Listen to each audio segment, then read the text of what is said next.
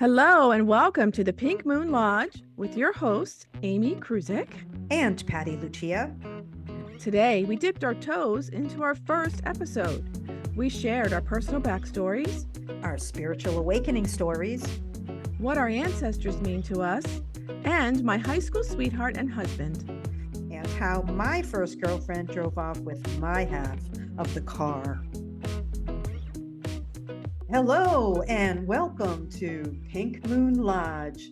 We're your hosts, Patti Lucia, Amy Kruzik. And thanks for joining us today on our very first episode. So Amy and I decided that we were going to start off our first podcast with introducing ourselves, telling a little backstory about ourselves. We are very, very different, and that certainly entertains us an awful lot, how different we are. We have a lot of fun together, but we're very, very different people. And if you've listened to the trailer, you kind of got that impression, but we're going to go even further than the trailer. And so we were joking actually the other day, and this might help. We're going to start off on a humorous note. We were joking the other day about how to describe how our personalities are so different. And we came up with, the love poem analogy. And so hopefully if you're listening, this will help you kind of give you a framework for Amy and I in our stories and all of what we're going to be talking about, and how we're very, very different, but it's also complementary and often really funny. So we really do have a great time together. Like chocolate and chili peppers. That's it. We're like chocolate and chili pepper. I bet you can guess who's the chocolate and who's the chili pepper. Right there she is, and chili pepper. So yeah, we were joking about a love poem analogy. So I told Amy the other day that if we were a love poem, if she was a love poem and I was a love poem, she would be the love poem that you see on the inside of a Hallmark card in pink calligraphy. I, on the other hand, would be the love poem scrawled on a bar napkin and recited on a drunk dial. Right. That would be right. Right. Oh my gosh, that was such a great analogy. I cracked up. I'm like, oh my gosh, Hallmark cards. Yeah. Yeah, and then you know what? You didn't like that analogy at No, first. I didn't. You were like, I don't want to be a Hallmark card. Hallmark cards, no, that's too. And I was like, too much. You were like, it's too sappy. And I was like, you're sappy. I am. I can be sappy. I can be sappy. I can be very sentimental too. The scrawled poem on a bar napkin. I can do that. So I can be sentimental too. It just looks different. And you know what? Honestly, I think that people who listen to our podcast, some of them are going to prefer the pink calligraphy. Oh, we like Amy's pink calligraphy. Others will be like, airy-fairy though. You are airy-fairy. That's okay. So endearing. And it's so funny because when we oftentimes when you criticize yourself, I'm like, but that's so endearing. And then when I'm critical of myself, I'm like, but that's so endearing. I know. So we kind of keep each other in check when we start when we get filled with self-doubt. It's like, oh, I don't know if I want to be that way. Oh, that's lovely. Never mind. That's what I love about you. I guess I'll embrace that. Yeah, embrace it. Okay. Embrace the Hallmark. Yeah, embrace the airy fairy. The pink calligraphy. Yeah, do that pink calligraphy. Yeah. It does. It feels okay. I'll embrace and I promise I will not drunk dial any of our listeners. As a matter of fact, it's kind of a funny. What if you want me to write you a poem? Yes, you can email us. I will write you a love poem in pink calligraphy. Calligraphy. I'll write it on a bar napkin. Yes. Yeah. Oh God. Yeah. That's great. All right. That's great. That was fun.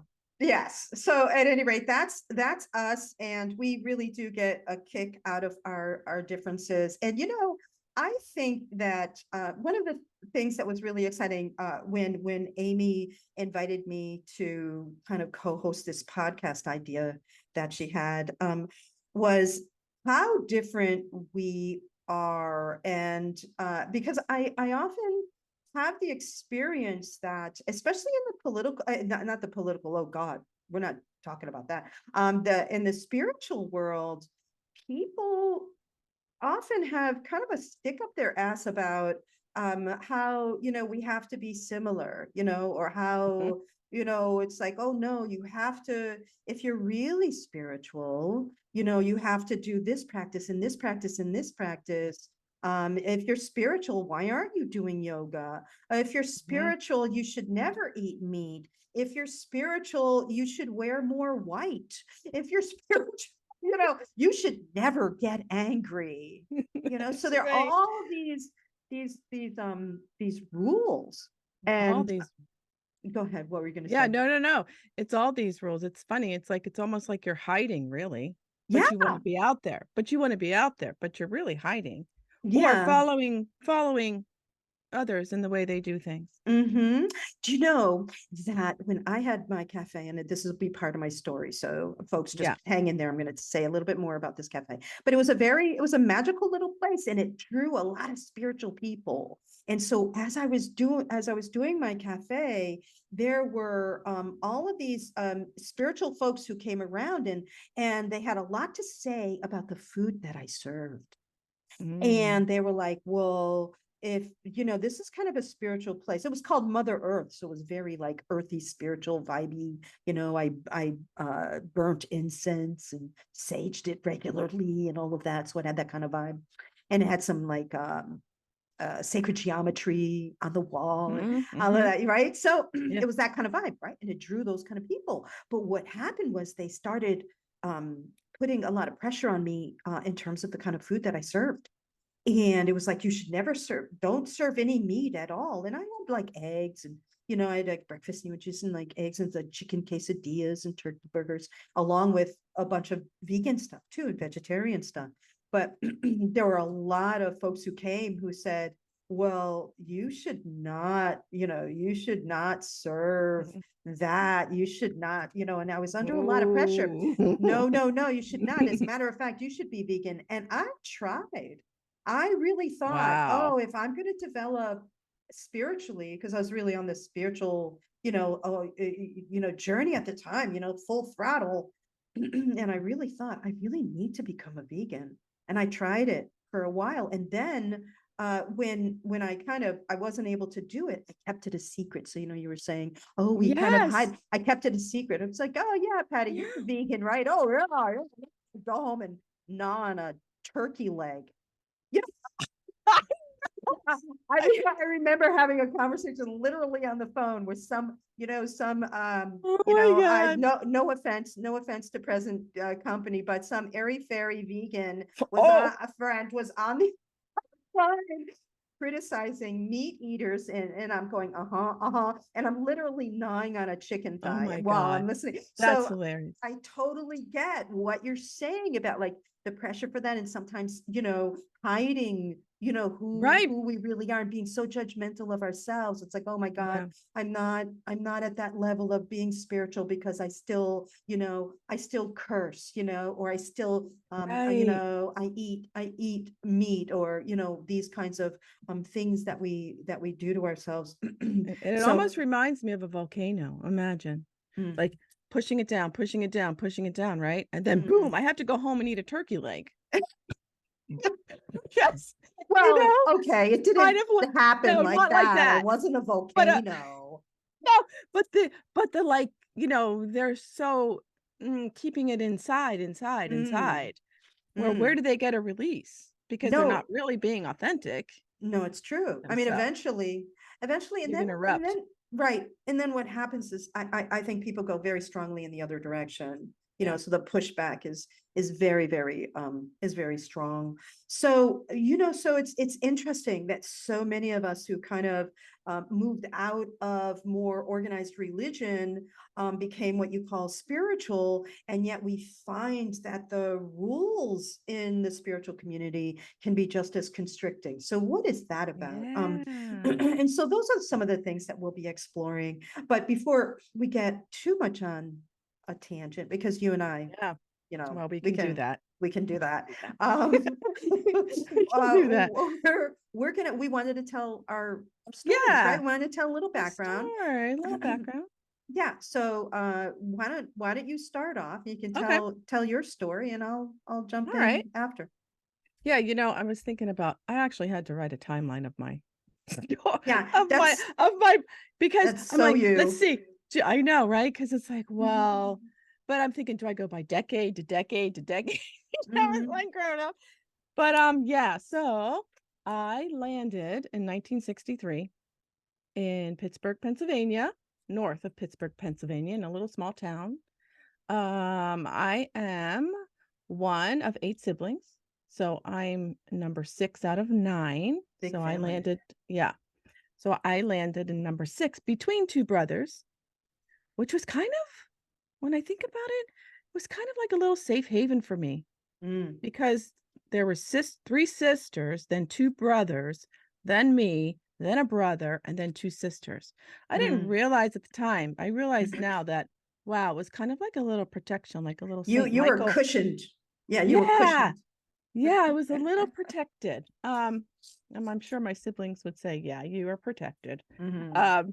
But yeah, so, and of course, my dad was Italian. He had immigrant parents that came from Italy, and my mother was Irish. And my mother was actually born in Peoria, Illinois, and then moved to, my dad is from Rochester, Pennsylvania, which we grew up in New Brighton, Pennsylvania. So the towns are right next to each other.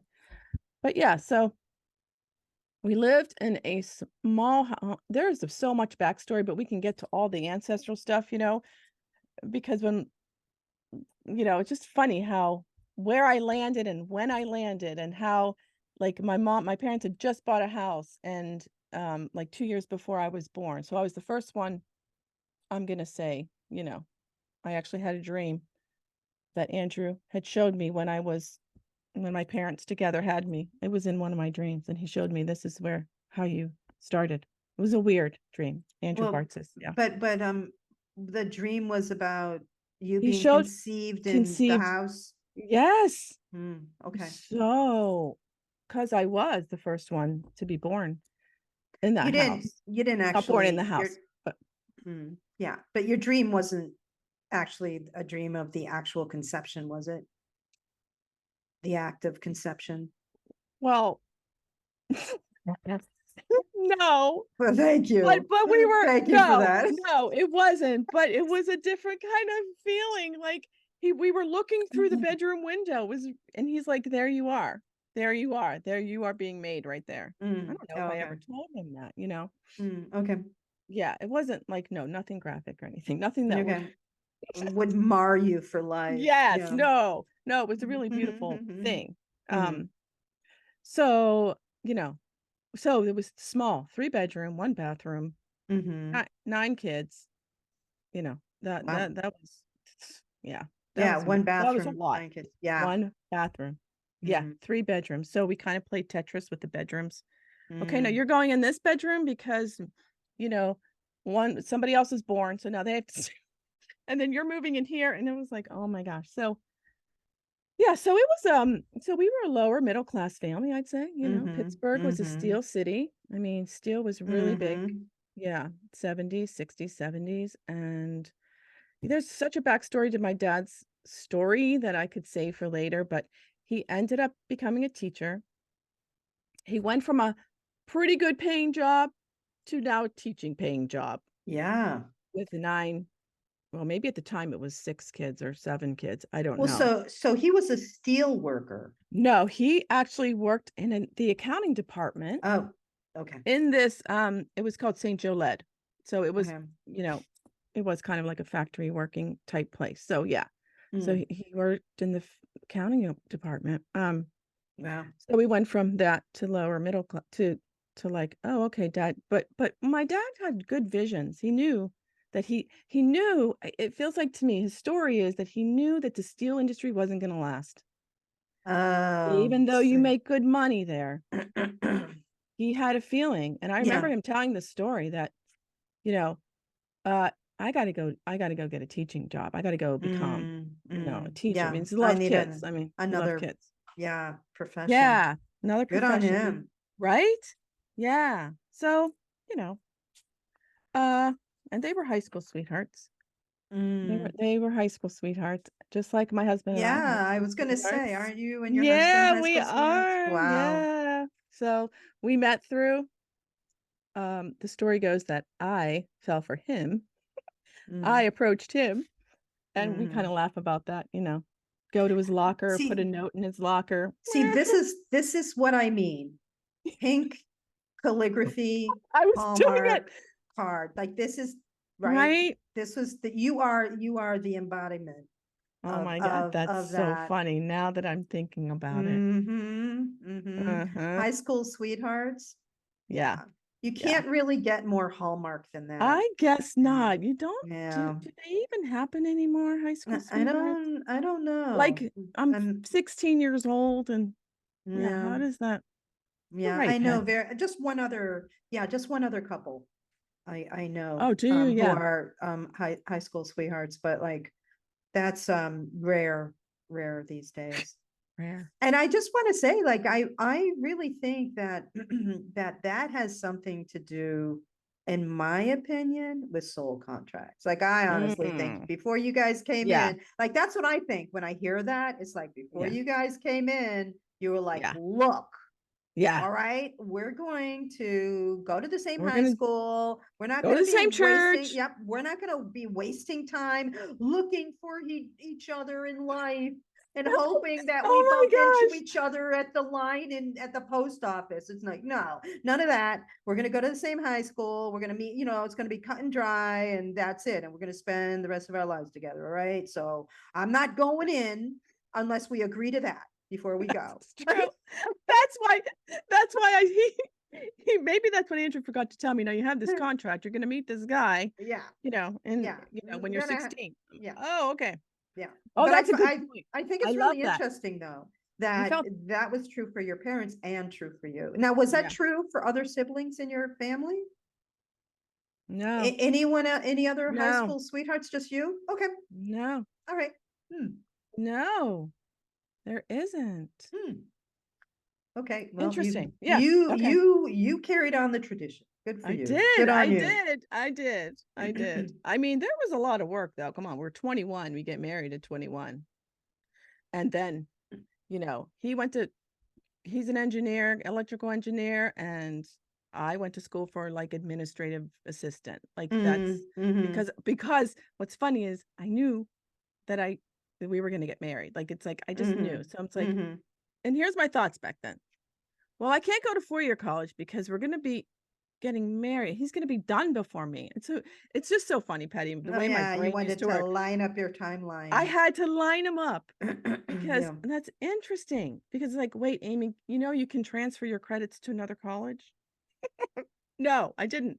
I didn't know that. Yeah. But that's funny. Yeah, that is. That That's is. And of funny. course you probably started having children pretty right away. No, 6 No? years. Oh, 6 six, years you waited after. 6 years. Okay, Yeah, good. because we moved to Texas, so I went from Pittsburgh to Texas. Dear Lord. Yeah, Midland, Texas. Mm. Then we were there. We were only there because he got transferred. He worked for a tech company in Dallas, but they took us to Midland, and then we were gonna try to live in Dallas, but nope, nope, it took us to Alabama, Mm. Huntsville, Alabama. And both of those places are such a sharp contrast to Pennsylvania. Yes. Yeah, I said dear Lord because I'm thinking, oh my God, such a big climate change. Yep. You went right into, I mean, I just I know would. that from going from the Northeast to Florida. Oh, It's yeah. like, wow, it's a really And I'm telling you, I didn't go anywhere. As a kid, we never really went anywhere. Maybe to campsites, Mm, Conneaut Lake, Lake mm. Erie, you know, stuff like that. But not south.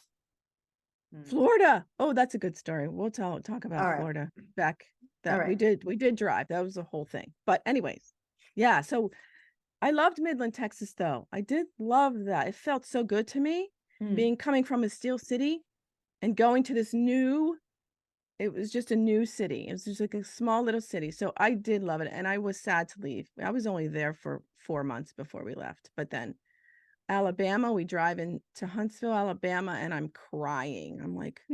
I'm literally crying because we didn't know where we were even going.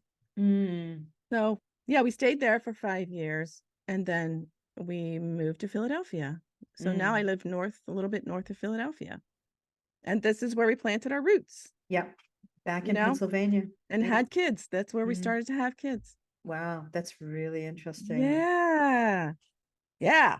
So, you know, so All right. then yeah. Yes. But then Moving I just wanted to along. mention, yeah, I Yeah. just wanted to mention that like we're talking about the spiritual path. So I met through a friend, a metaphysical guy who was starting this apprenticeship in metaphysical. Now I'm still Catholic at the time. This was Mhm. like 2007.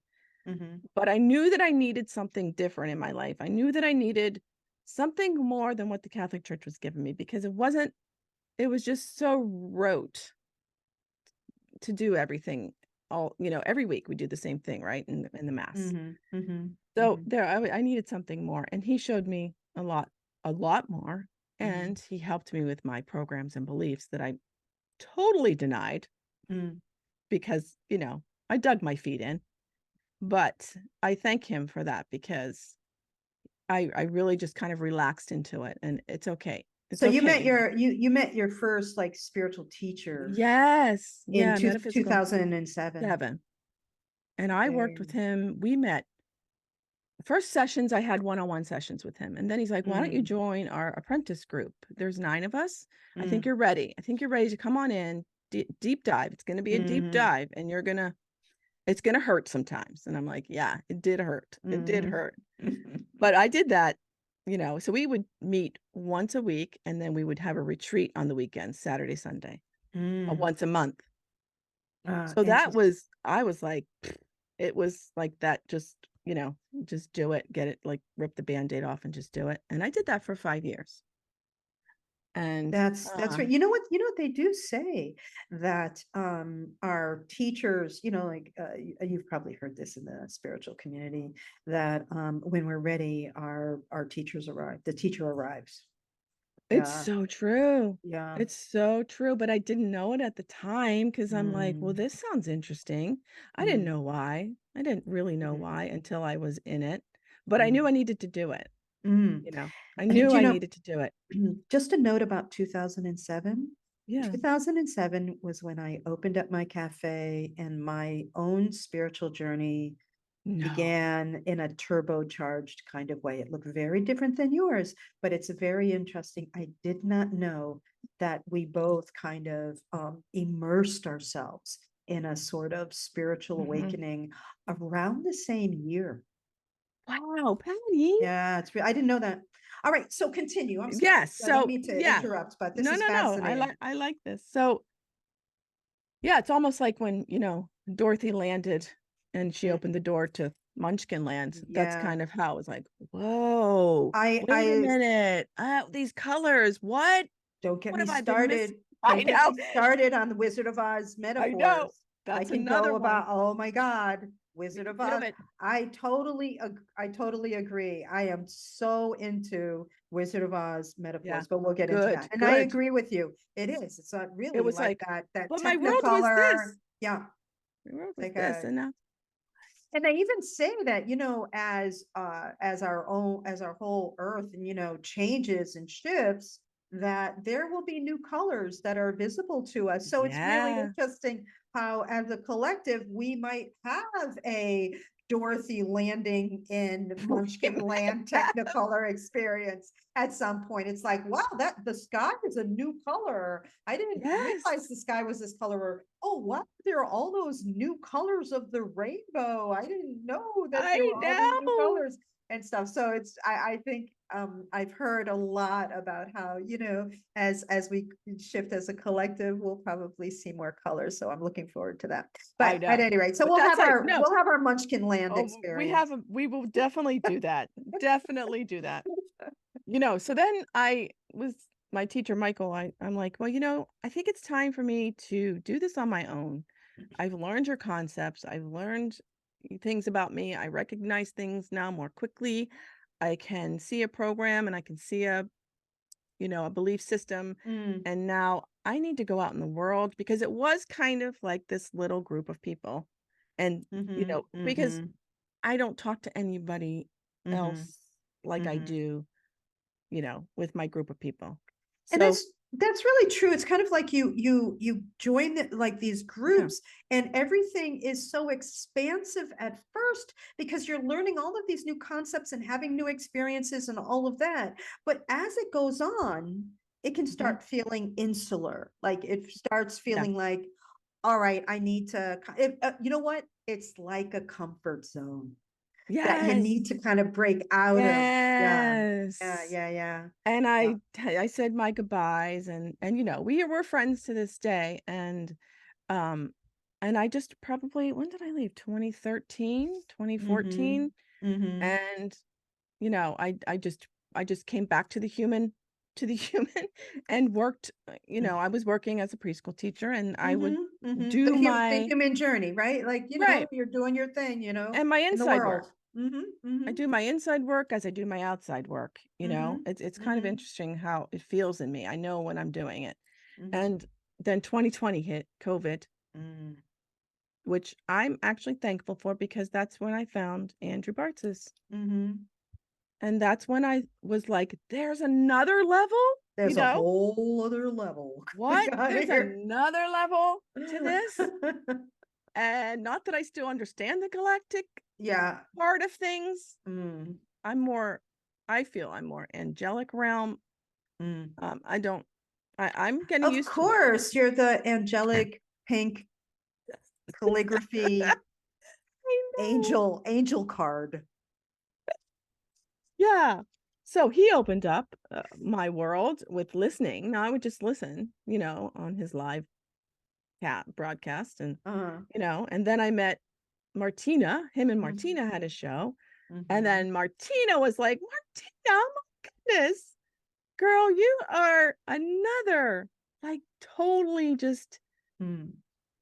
wow. I just am in awe of I was like, Mm-hmm. wow, your brain just works so majestically. And Laura, Massey, and well, then Earth Nouveau. So then Martina had Earth Nouveau with her and Laura and Mary Mm-hmm. and Maddie. And so I listened to them and I've been following them for And 3 years. we should, well, while you're on that, we should just mention that if people are interested in Martina in the Hmm. Earth Nouveau group, they are on Facebook and it's Earth Yeah. Nouveau, and you .com. can check them out. Yeah, Yeah. you can check them out on Facebook, and they do a weekly, kind of Yeah. a weekly talk Wednesdays. show. Yeah, on Wednesdays, and so that might be something that Yeah. You'd be people interested are in. interested in. Yeah. Yeah. Along Cause it with has changed. Andrew Bartzis. I mean, you could just find him all over Yeah. You can YouTube, find him and everywhere. Yeah. yeah, Yeah. he's Yeah. everywhere.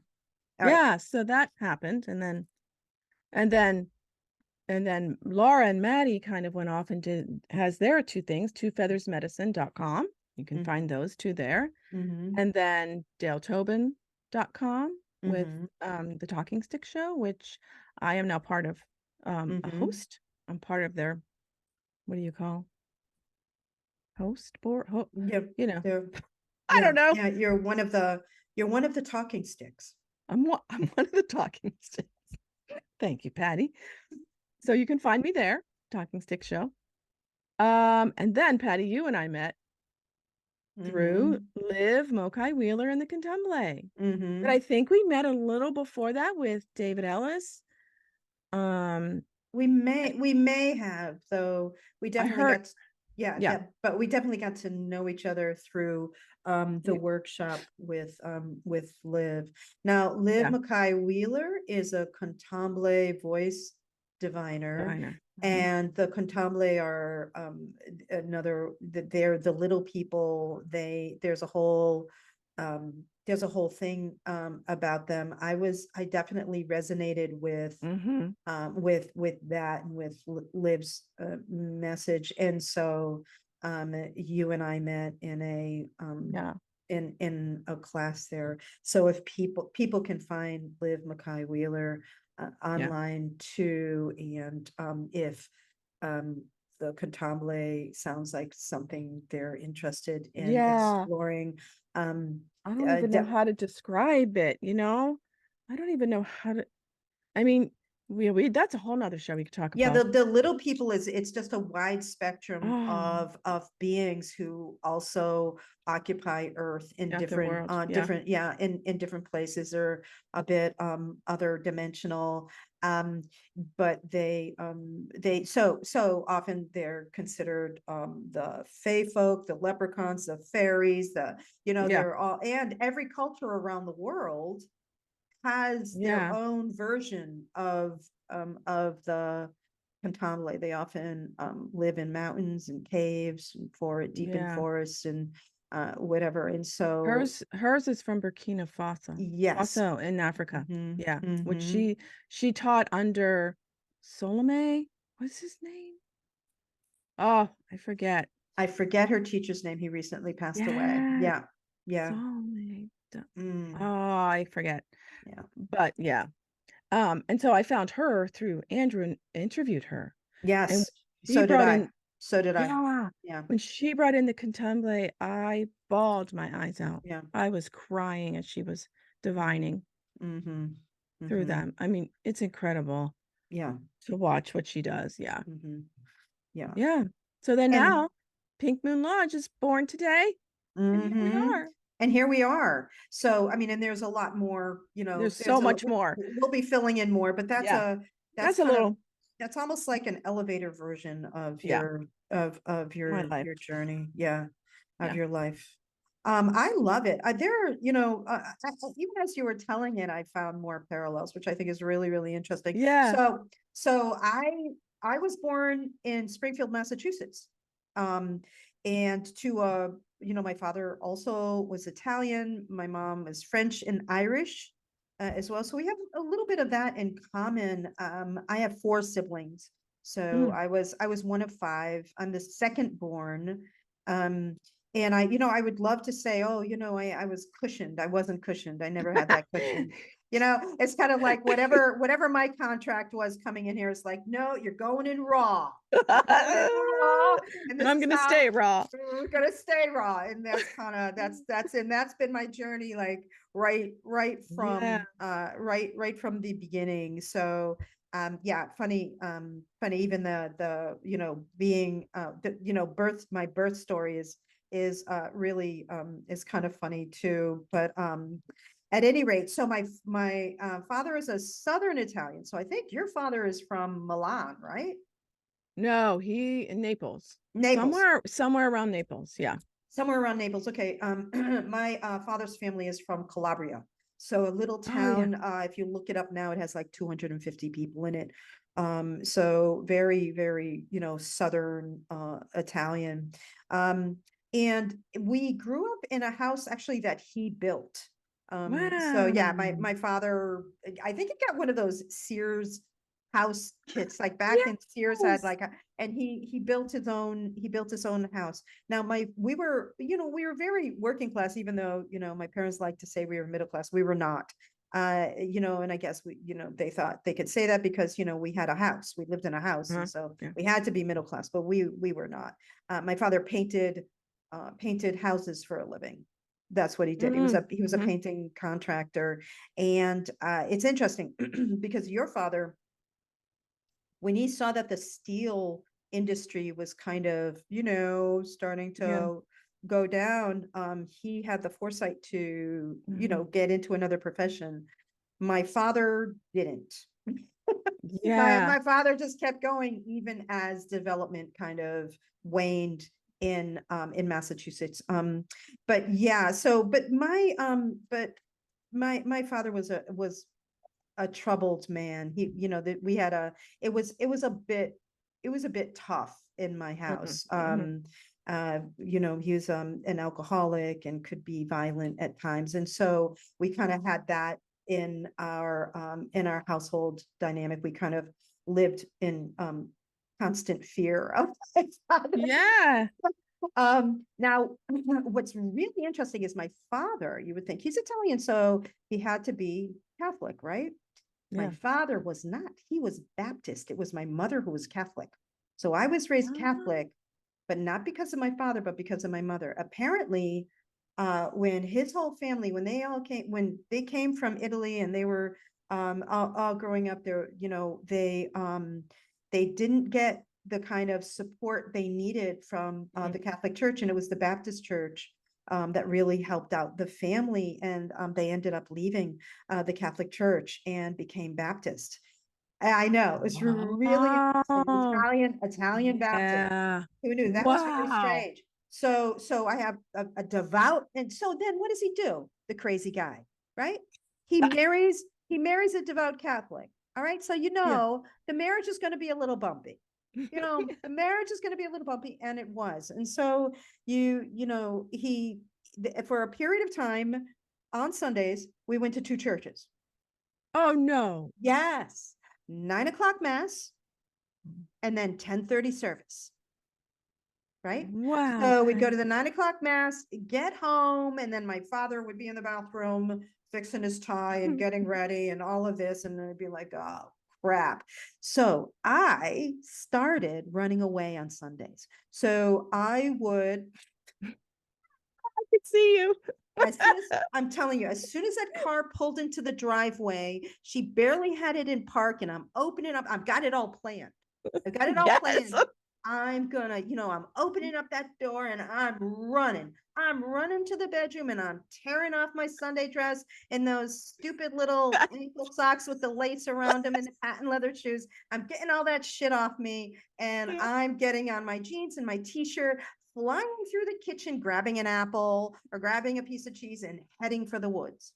And Yeah. that's what I would do. And I Yeah. would sit in the woods. It's really interesting. I didn't think about this until many years later. But when I went into the woods, there was this there was this ancient oak tree in the middle of the woods. And it was my favorite. And the kids in the neighborhood called it the witch tree because Mhm. apparently someone had found a burnt broom there. It's like, ooh, it's the witch tree. Ooh, Ooh, so folklore. yeah, I had a lot of that around it. And that's where I would sit until dinner. And then I would kind of come home, and hopefully Oh by then my my God. father would have not been mad anymore about the fact that I had disappeared before service. So those that was a little tumultuous. Well, wait, I can I ask Yeah. you, Mm, wait, what? Because my parents had Irish and Italians don't get married. And of course well, they did. It's kind of mm, like yeah, Catholics and yeah, Baptists, they don't, yeah. No, nobody really so wanted it them to was, get married. no, it was contentious between the two, but they ended Mm-hmm. up doing it. Mm-hmm. So, Yeah, it was yeah, contentious. I don't think anybody, I don't know back if then I many didn't know how, people, I don't know if many people even showed up to their wedding. Like people were mad. yeah, Yeah, yeah. yeah. It was rough, but but they was kind of a little bit of a shotgun wedding. Oh no! Ah, You know what? They think that, my mom got pregnant on her honeymoon.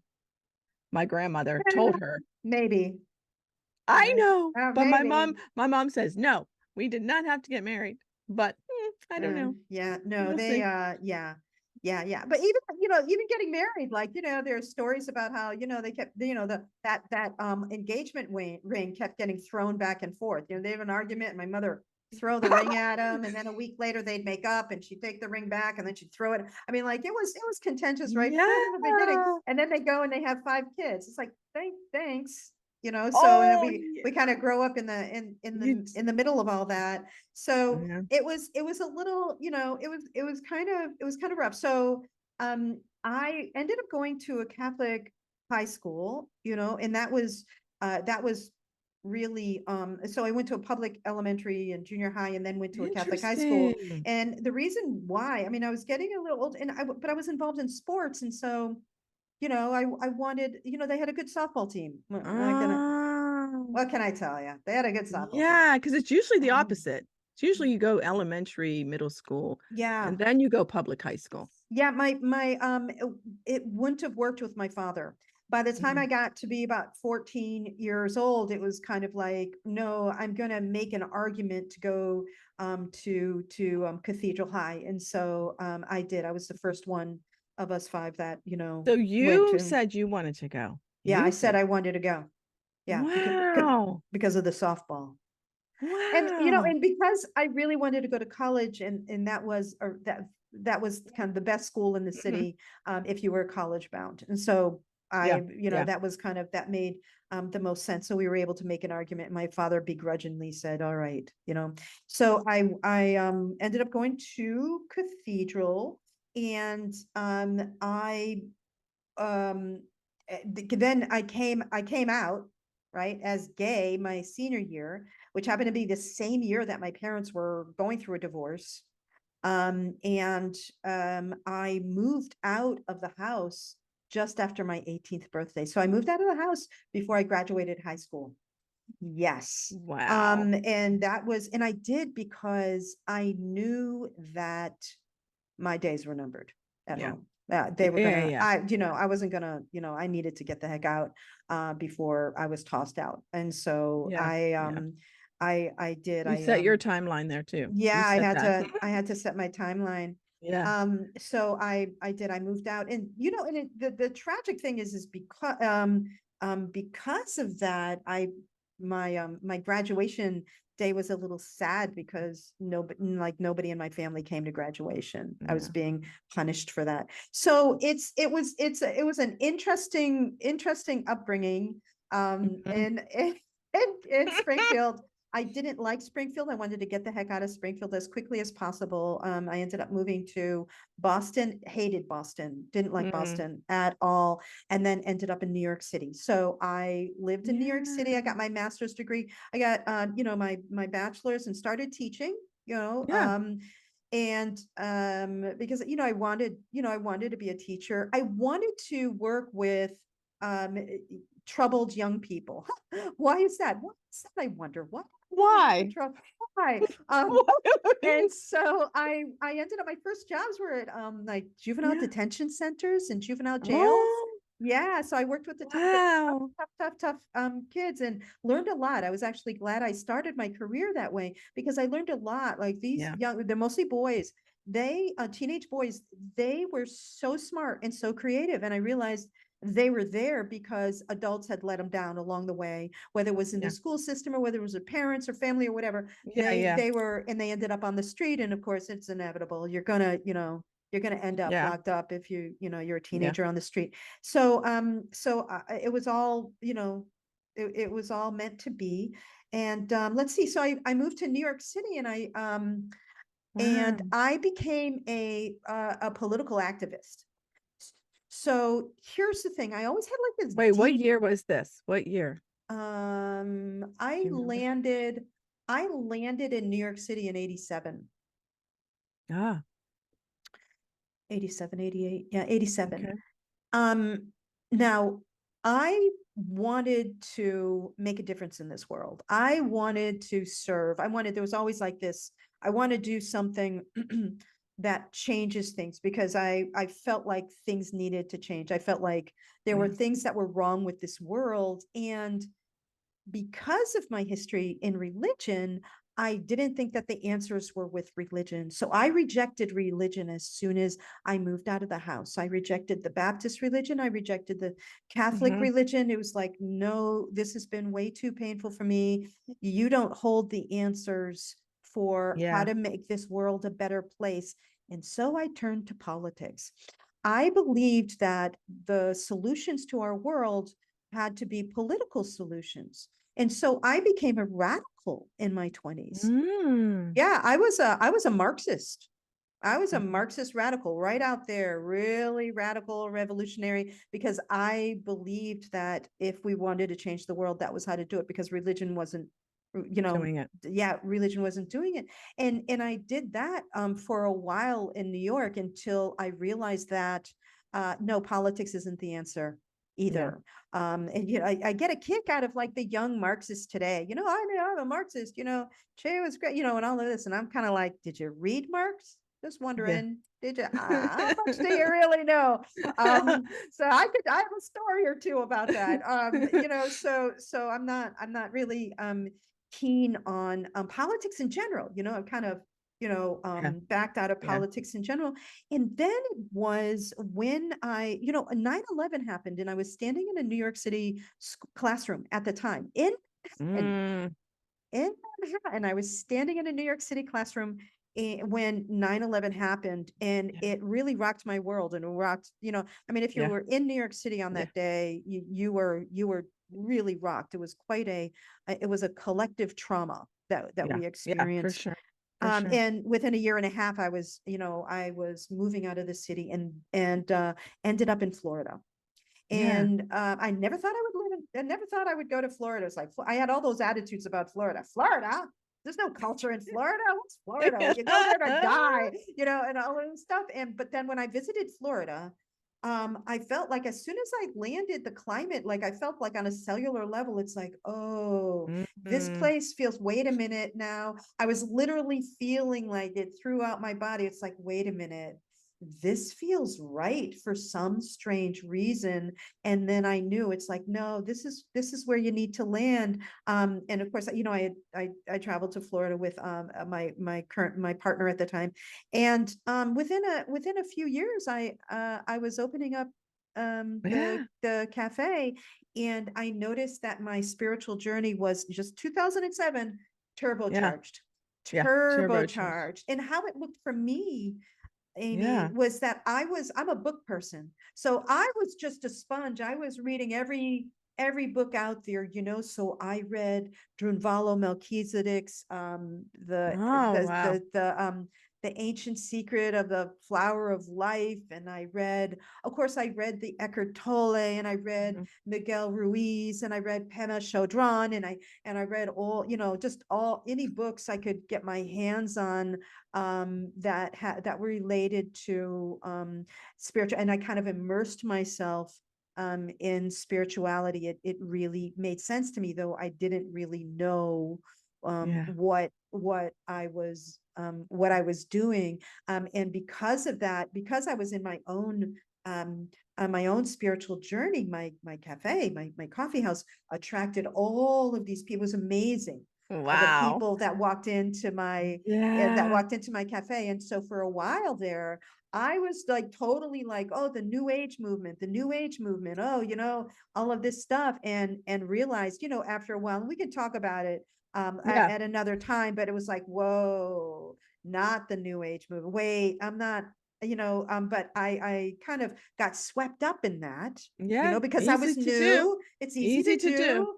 And it was swept up in that. And then it took me a while to realize that the new age movement wasn't really my vibe. And then I kind of gravitated more towards the stuff that was really more out there, like folks like Andrew Bartz. Is like, okay, Yeah. now Yeah. you're talking. Now He this makes sense. It's like, and it's funny. I used to joke with people, say, "Oh no, it seems like the stuff that I gravitate with is like the stuff that's way on the fringe, just like the Yeah. stuff." That's kind of Yeah. where I've ended up going, and that happened to be where I met you, and Yeah. and other people. So we have these parallels We in do. our We journeys. do. They're very, very different. So our histories have kind of made us who we are. Uh-huh. Obviously very different histories, and yet have had our paths. Similarities. Yes, have had our paths cross in these really interesting ways. So here we are. Contract. Contract. Yeah. Oh, Right? yeah, yeah, yeah. For sure. Absolutely. Yeah. And no, I do Yeah. believe, like, people who we meet, and, it's kind of like, my mom is really interesting. She was a devout Catholic, but she was totally into Edgar Casey. I was like, wow, Oh, you're into Edgar Casey. see? But Yeah. yeah, it's really interesting. So I started reading Edgar Casey way, way, way back. And one of the things that he said, which always stuck to me, is that the people, the circles in your lives, the people around you are people who were in your life before, and basically people have a tendency to pick up where they left off the last Yeah. time they were in Yeah. each other's lives. Yes. Yeah. So I think, Yeah. so I think we did, I who think knows, we did. what we, and I stopped trying to figure out who people were in my last lifetime. It doesn't No, really matter. It's just that, it hey, doesn't, we're, because they are here now in this, skin yes, suit. So, yes.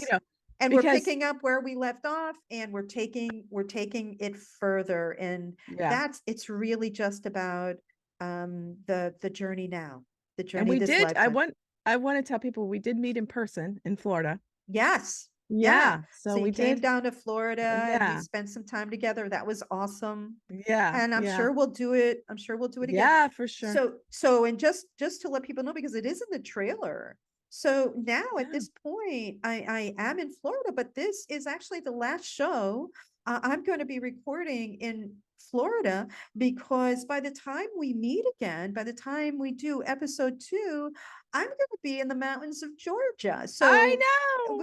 we're beginning this podcast at kind of at the very beginning of this new chapter in my spiritual journey myself. Yeah. And so it feels quite right to be doing this with you now. So we're going to be sharing each of our Mhm. each of Each of our our, journeys. And this is so much a part of my journey, is to yeah. be heading to the mountains, because they've been calling me. I really don't know what my life is going to look like. It's going to be really a time of discovery for Yeah. me. So I'm very much Yeah. looking forward to that. And of course, it comes with the nervousness, Of the little course. like, oh, Yes. What's it gonna be like? what's it But gonna be like? I have to say that me too. I'm starting with you this podcast, but also that Dale had asked me to be on the Talking Stick show as a host now, Hmm. a permanent Hmm. co-host.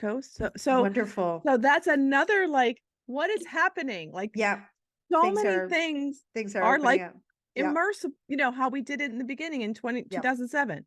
We yep, just go, we just dive in and we just do it. And it's yep. like, but now now I do it not, mm, it's kind of like now it feels right. You Yes. know, it's It's like, not okay, particularly forced. that feels like Hmm. it connects with me now. Hmm. Hmm. Yeah. Where before in 2007, it's like, I need this Mm. Mm. to You can felt land like where a, I land right now, right? To get yeah, me to yeah, where I am today. I yeah. It was needed that. like a sense of urgency to kind of Yeah. get I to got to that. get Yeah, immersed in that yeah. right now Hmm. at that Deep, time. deep, deep dive. Deep Yeah. dive in. Yeah. So I, it I is do exciting. I do want to add that, you mentioned the pandemic and what you were going through Yeah. in the pandemic. And of course, I had been teaching. And so all of a sudden, Oh yeah. March Yeah. 13th, it's like, okay, everybody go home and don't come I back. We're know. going to go on virtual. And I was like, what? And so everybody was kind of freaking out. But what I decided to do in 2020 was, actually write the book that I'd been meaning to write for a while. When I was in New York, Mm. I got a master's degree in creative writing, and I am, somebody who's done a lot of writing, but I hadn't taken it through the publishing process. And so in 2020, I decided to commit to myself and do Yeah. that. So I did put out it's a memoir, an Yeah. anthology of short stories. And then I put out a cookbook with all of the Yep. recipes and stories from the cafe. And this year I have put out my first novel, a romance, Perilous and Beautiful. And so I've kind of committed myself to going through the process of writing, like, honing my creativity and discipline, because it does take a lot of discipline Oh yeah. to be able to do these particular projects. And I've woven my own sense of spirituality into each of the books that I Yes. Oh, have the book is written. great. The book is great. And Well, I interviewed Patty on Earth Nouveau. So if you ever yes, want to that catch was the fun. interview, That was that fun. was that was a fun day. But yeah, so 2020 for me was actually a blessing. I Mm, mean, for me, in finding Andrew and Martina and yeah. Laura and Maddie and and Dale. I mean, having the time to yes, you had the really kind of get time. into it. Yeah. Yeah. So I think that was true for a lot of yeah. people. Like I think, there were forces in our world that wanted to kind of constrict us and keep us away from each other. But what happened really was that people had more time to explore Mm-hmm. different endeavors outside of work. And, Mm-hmm. some of it might have been spiritual or some of it might have been creative, artistic, or whatever. People were kind of exploring all of these things. And so then when it came time to come back to the office and everything, there was a good no, yeah, people, Yeah. yeah, a lot They're of like, people I said, kind of like it here at yeah, home. I kind of like the way my life looks now. So I think like it turned out to be a benefit collectively Yeah, to I do too. in a lot of ways. There's a lot of So, reflection and mhm. a lot of reflection And from however exploration, exploration.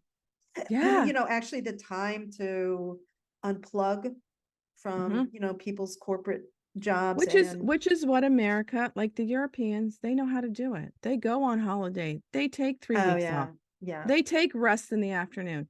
Mhm. We're just too hard driven here with corporate, Yeah, no, I And agree. my husband is one was he's retired, was one of those people who Yeah, just, but he knew he had a goal. He knew what he was doing. He knew he wanted to retire, and this is how I got to do it. So yeah, he sucked it up and did it. yeah, But and I'm yeah, very thankful that he did that, and I supported him in that. And so yeah. And wasn't easy, and on now he's, vacation, making yeah, calls on vacation when we're supposed to be, with kids. yeah, So yeah, yeah. So it's yeah. but now he's thoroughly enjoying his Yes, time together, yes, his yes, time in retirement. yes. Good for Both of him. us. Yeah, Yeah. yeah, good for him. You get to So you're be, semi-retired. you get to be teenage sweethearts again. I know. I think Yeah. we missed our 20s. I think Yeah. we missed our Well, I 20s. bet you don't No, put that no right kids now. home, There nothing. you go. Oh yeah. Right.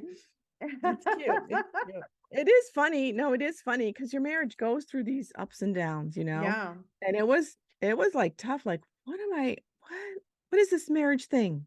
All I Mm, know is from what my parents did, and his yeah. parents became my parents. Like, I knew his parents when so I had two sets of parents. Yeah. So it's kind of like, wow, is this how it's supposed to be? That's You know, why that's why the suburban housewife, yeah. you know, I did want to stay home with my kids when they were small. I did do that. I was able to do that.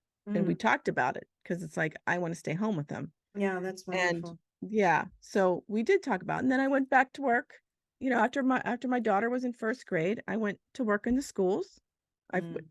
guess what my first job in the school was, Patty? What? A lunch aide. The worst job. The worst job Two ever. hours. Oh Two my hours. God. Pick up your Yeah, tray. I Throw your know. tray away. Why did Why you leave that did you milk carton on the table? why did you eat that apple? You're throwing it away? Why are Like you throwing away your food?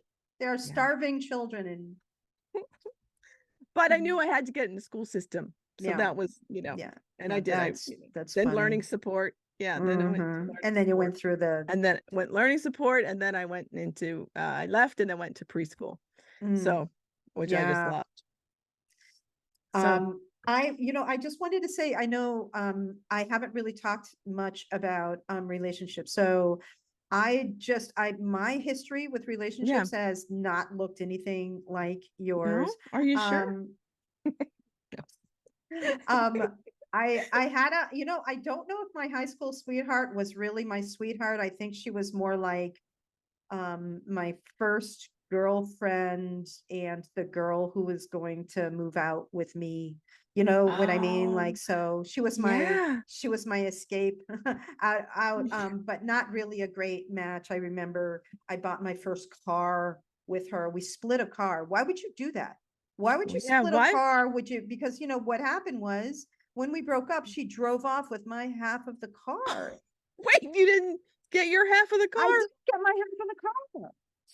So at any rate, that was my first, but so I have, I just had different relationships over the years and they were, they were decent relationships, but I didn't have, and I do have some friends who have had long-term relationships Mm-hmm. like yours. But Wow. with a female partner, that didn't happen with me. So it is one of those things one of those things that I've had to think about over the years is like, Yeah. what was this about, and what are some of the possible, reasons why it was hard for me to have a longer term relationship. Was it because I have wounds or things that need to heal so that I can do that?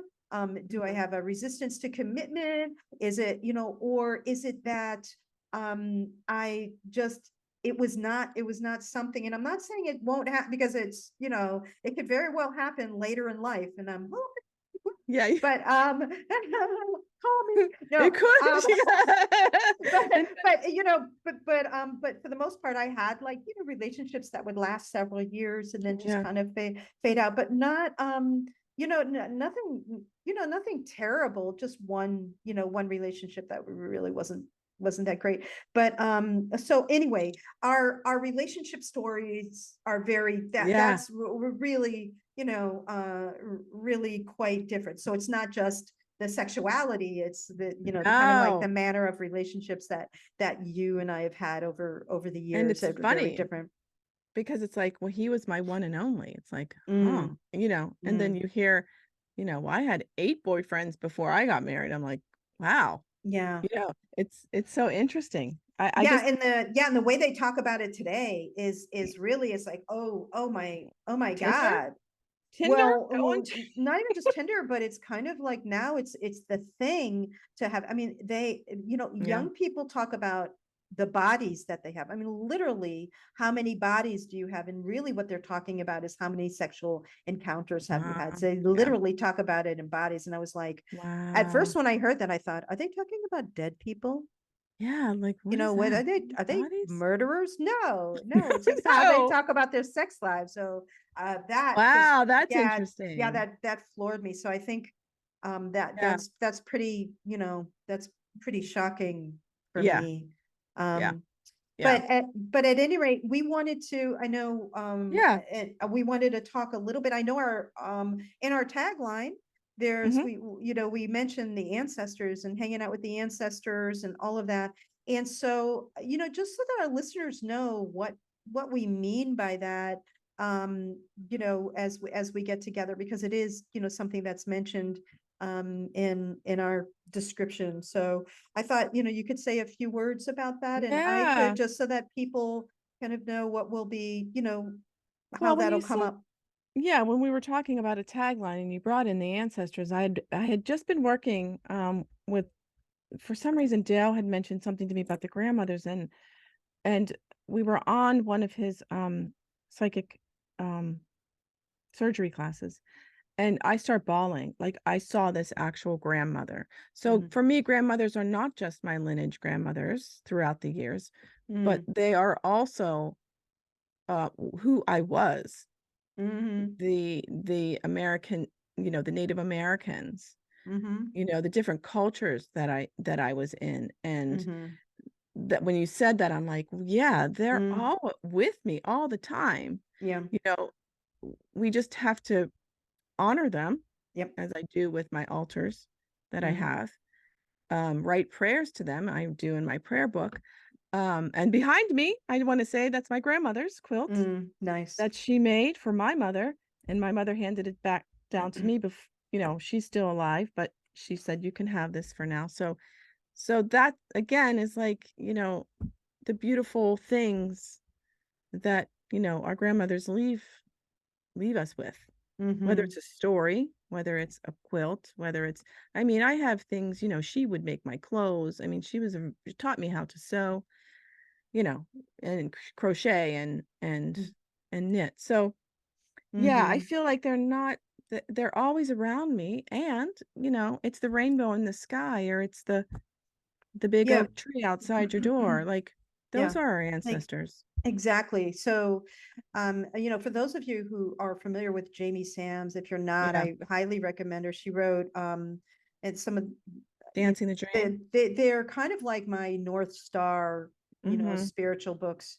And I've read different spiritual books, but Jamie Sams, it just always, Yeah. it always came back to her. So she wrote Dancing the Dream, which is a beautiful Mhm. book, and also the 13 Grandmothers. And Mhm. so I definitely, I think both of those books are awesome if you get your hands on them. Yeah. I definitely think that they give so much wisdom and Mm. inspiration in those books. And Jamie Sams is such a wonderful and a very humble teacher. She's no longer with us; she's in the spirit world, No. but Right. it's just a wonderful teacher. But just in terms of ancestors, we have our lineage, that goes back, and we like to honor our, Mhm. Irish ancestry and Yeah. our Italian ancestry. But then, there are like you were talking about in this expanded way, there are the ancestors of the land, so Mhm. I live, no matter where you live, Yeah. there are people and beings and life that came before you, Yeah. and it's in the land. So there are the ancestors of the land, and there are, I consider trees to be Yeah. ancestors. I consider, like there are, so the animals, the trees, the ocean, all forms of nature to be kind of part of Yeah. our ancestry, because it's part of our history. So in all of the ways that we can honor that which and who has come before us, I Yeah. think that we are, in whatever form that, that takes. And honestly, there are cultures around the world that do it seamlessly, as part of Mhm. their everyday life. You go to Bali and you just see how much they honor their ancestors.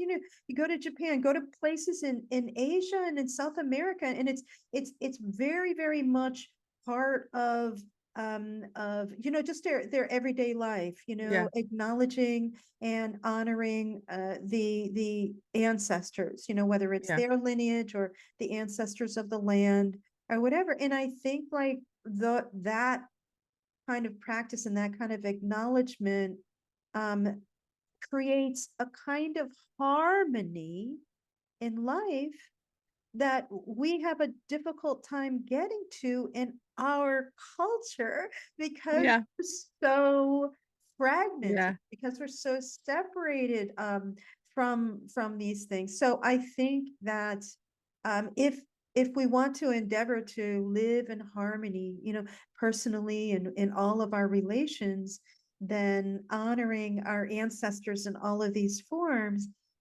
is a part of that. So it could be an Mhm. altar, it could be in a dish that you make. Like Yes.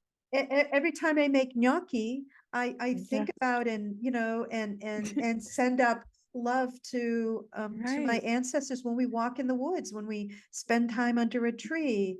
Those are all opportunities to kind of give thanks for the ancestor spirits and the ancestors of the land, Yeah. the ancestors and our ancestors in nature, acknowledge them, and be grateful, whether we're doing it quietly in our own prayers and Mhm. intentions, or Mhm. whether we're, lighting a candle or making a dish. I recently had this revelation that, I've struggled with, my body for all my life. It's like, oh, it's too this, it's too that, it's not enough this, it's not enough that. Always really critical of my body. But, someone had said when I was younger, they said, you have the body of an Italian peasant. And so I realized that Yeah. part of, my living more in harmony with my own body is really embracing and appreciating that I am the embodiment of my ancestors. Right. I am the Right. embodiment. My body is the body of an Italian peasant, and that those are my people. Yes. That's my lineage. They are Italian peasants, and so and there's something really, Love really that. wonderful about that. So Yeah. I've been incorporating that I love the way that that. I think. So we don't have to do these big elaborate, No. like in some ways you see how it can be like these things that we incorporate in our everyday lives, and we Mhm. just if we just honor and appreciate our ancestors in all of these different forms. I love So, it. I love yeah, it. No. And I love talking to them now. I mean, I just love talking to them yeah. and singing. And I love singing to them, singing Mm-hmm. songs, playing my Mm-hmm. drum, playing, Mm-hmm. rattles, whatever. Mm-hmm. They just love it. And dancing is a big one. Dancing is a Mm-hmm. big one I love to do. Yeah. Mm-hmm. Yeah. Wonderful. Yeah. Light language I love to do. Like it's just Mm-hmm. funny how they actually for me, they just and I can hear them. They don't say much. It's just kind of like words or a sentence. Mm-hmm. Mm-hmm. And it's that's how it feels for me. And it's like and when I don't listen or I didn't hear them, it'll come in louder and louder. Mm-hmm. Mm-hmm. And it's like sometimes I'll ask them, what do I need to do here? What do I need to write about? What do I need to Yeah. what's this prayer gonna be today? And it's just funny how my pen just flows. I'm Mm-hmm. like, wow, where did that come from? It's like they do want to be there with us. Mm-hmm. That's how I feel the ancestors. It's like a little warm shawl wrapped Mm-hmm. around. Yeah, I don't know. Absolutely. Well, I think that my own ancestors have certainly been calling me to the mountains of Georgia. Yeah. Yeah. Yeah. Yeah, for kind Yeah. of like a family reunion, an unexpected family reunion up in the mountains of Georgia. So that's going to be that's a big part That of so what, and these are my Italian, the yeah. Italian side of my family. So I'm very much looking forward to that next chapter. But I think that the doors have been opened by ancestor spirits. Is kind of how I see it, Yeah. by creator, by ancestor spirits, by Yeah. they're all kind of working together to um kind of create this path, or to call me, in a particular Yes. direction. And I agree, it's important to listen. And how much of our Yeah. lives do we spend not listening, or thinking Yeah. it's Yeah. just our imagination? And we do that Exactly. because it's not rational. Yeah. It's not, it's not what we have been taught that is Mhm. rational. I'm on Goodreads, right, which is, an author page, right? And then I got a Yeah. question. These people go on and ask you a question. And so one question, it just answered it this morning, as how do you know if your calling is to write?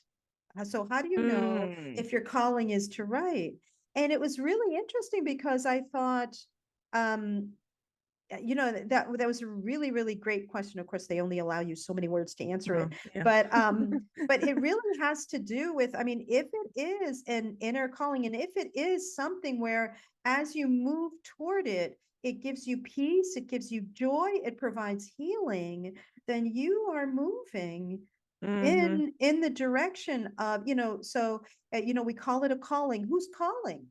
Is it your spirit Hmm. calling? Is it the ancestors calling? But it's definitely a calling, a pulling, a Hmm. kind of a nudging toward a place. And it doesn't have to make a whole lot of sense, but if you kind of go start moving in that direction, you'll get more clarity Yeah. as you go along. Yeah. That's where the faith, I agree. You have to put the toe in the water. got Yeah. to put the toe You in the gotta put you water. got to. You have Got to put the to. toe in the water. If I Just didn't, like I wouldn't be here where I we am today. we put our big fat toes in the We water did. We today. did. We put We all did. of I them. think we did a little splash. I think we did a little splash. Oh, this was so fun. This was fun today. Yes, it was awesome. I was just thinking about the analogy of putting our toes in the water. I was going I to make know. a funny joke about that, but I'll let that Okay. go. Yeah, we'll let that go. Well, hey. It's like this is Amy getting in the pool. She goes very lightly down, right? It's And this is cold. and it's cutting. Oh God. Oh no. I do have Fun. to plunge sometimes. I have to just freaking plunge in there. Good, good, Yeah. good. Yeah. I challenge myself, Patty. You realize I do No, I challenge know you myself. do. I know. Yeah. I just had to I know. I just had to have a little fun on the exit there. But Yeah. at any rate, so I think we covered everything we were going to cover today, right? Yeah. I think so. We got through it. This is episode 1. We thank you so much for joining us today. on our kind of our quirky little show and our conversation. So we're going to do this every week. We're going to talk about the things that are happening in our lives, our little aha moments, our little haha moments, whatever. And we really hope that you join us. We're going to have our contact information below. If you are interested in my books or services, you can find me at pattiluciawrites.com. And we're going to have our contact information below. You can follow us on YouTube if you'd like. You can follow us on Facebook, Pink Moon Lodge, wherever. And of course, all the usual podcast outlets. You may be listening to us on your favorite podcast outlet right now. But if you'd like to follow us on YouTube, Rumble, or Facebook, you'll find Pink Moon Lodge there. And we just ask that you like, share, subscribe, and please leave comments or leave questions. We would love it. We would love your comments and your questions as we move along here. But we thank you all so much for tuning in and joining us today for our very first episode. And one question I would like to ask the audience. Where did you grow today? I'll leave it at that. Right. Where did you grow today? Right. I don't want to grow in my waistline. No. No. Okay. No, we don't want to grow in the waistline. All right. I just had to. I had to. You had to. I did. Understand. I spoiled I spoiled the moment. No, you didn't. You didn't. It's just how we are. This is what we do. This is what we do. This is what we do. Yeah. All right. Well, thank you all so much for joining us. Look for us every Wednesday on your favorite podcast, or you can find us on Facebook, YouTube, Rumble. We'll be around, and thanks a lot. We'll see you next time. Yeah. See you next week. Thanks, everybody. Bye. Thank you. Thank you.